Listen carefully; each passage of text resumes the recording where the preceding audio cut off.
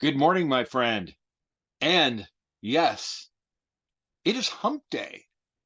And well, when you have a shortened week, is Wednesday actually hump day, or does it become like Thursday morning becomes hump morning?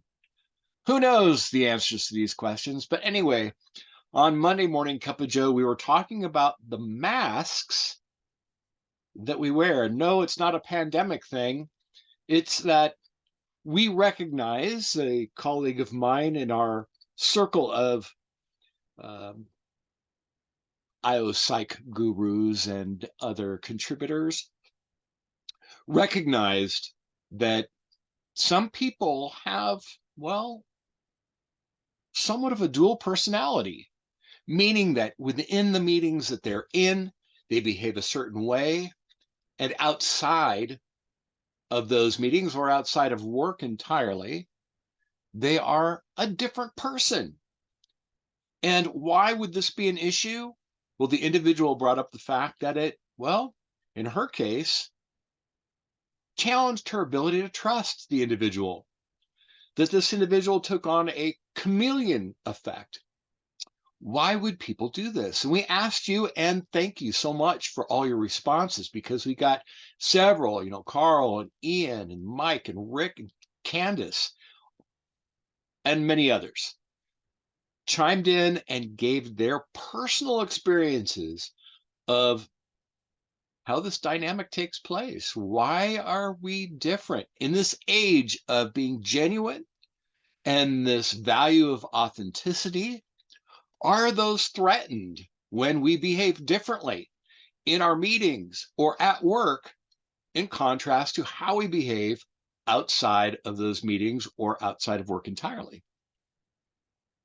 So let me share with you, because I promised I would do so, some of the responses that we got from our respondents. Now, not exactly a scientific study, but it was quite interesting.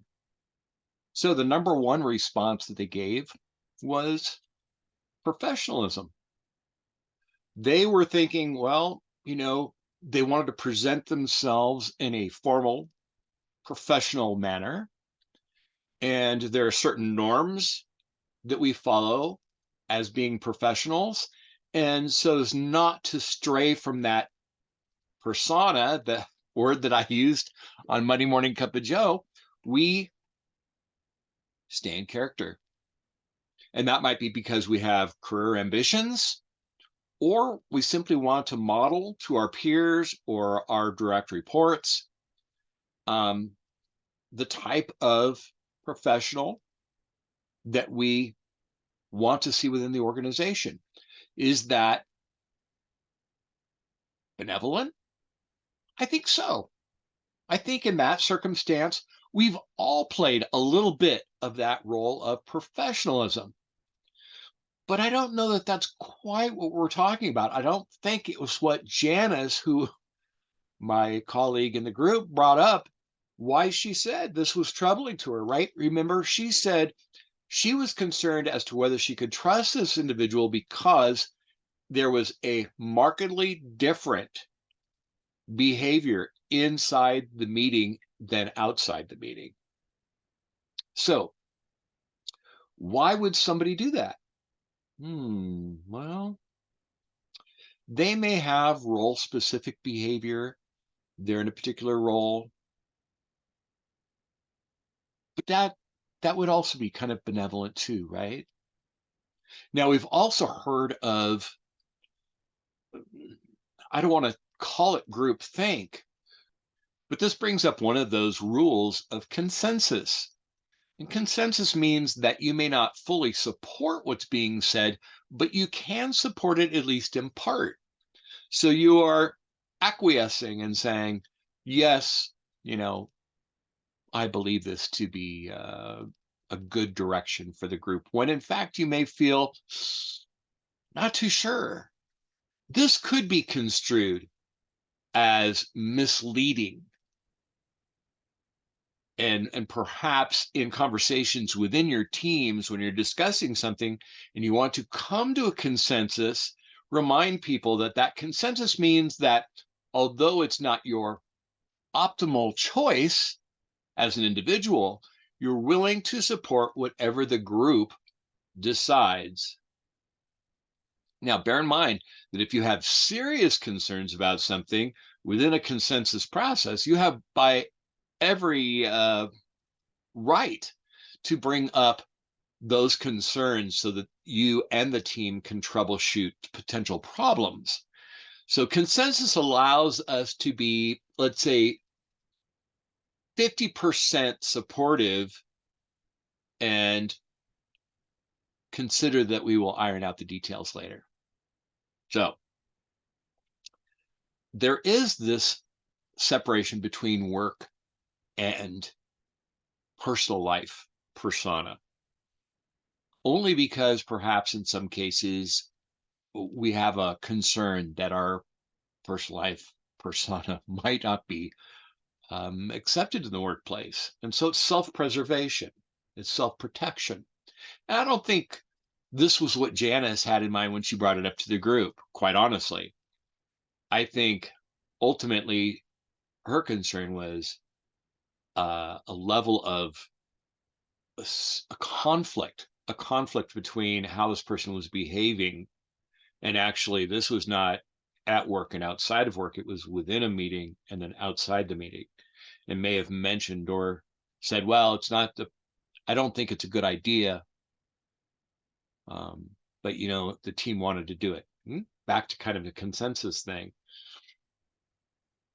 So, you know, that kind of thing, we have to wait to see how things shake out. But there's sometimes fear that there is a team leader or individuals within that meeting that have a certain level of authority, a higher level of authority. And that if you were to say something that was not in agreement with the direction they wanted to go, well, this could jeopardize your reputation and possibility your ability to, well, be promoted. This is probably the biggest concern that most respondents gave us.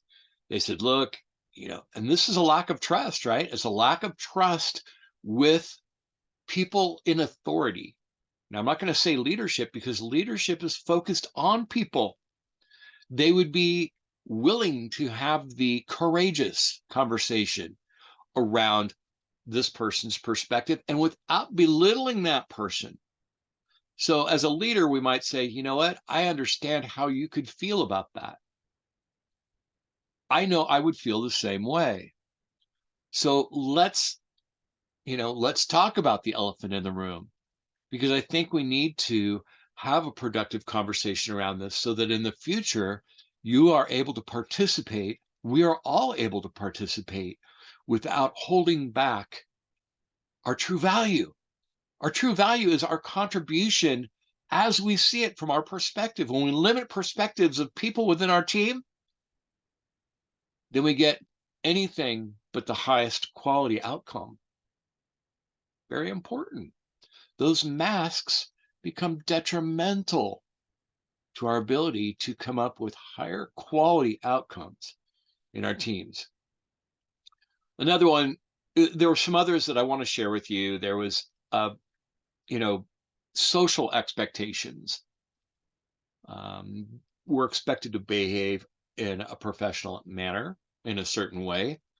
And sorry, it's not Monday Morning Cup of Joe, but I've got to have it. So we adhere to social norms within a team that are consistent with what's acceptable in our organizations. There are other things like confidentiality and privacy, and we want to make sure that we keep things confidential that need to be held in confidence about ourselves or about knowledge that we have of other people. Privacy is important. We have to respect that among our team members. Adapting to the workplace culture. If the culture is in such a way that we have to behave differently, predominantly at work versus outside of work, not in a meeting and outside of a meeting, that can be socially acceptable. But we have to question, does it threaten the quality of the outcome of our teams. And when in doubt, we go to a leader whom we trust and confide in them to get, some coaching to help us understand these things. And even high level professionals will go and seek coaching. I do that.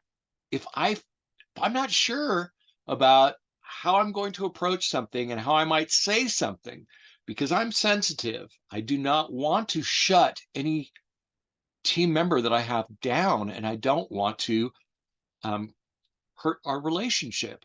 So I have somebody that I go to and say, this is what I want to say, but how should I say it so that they understand that it's coming from a place of caring and respect?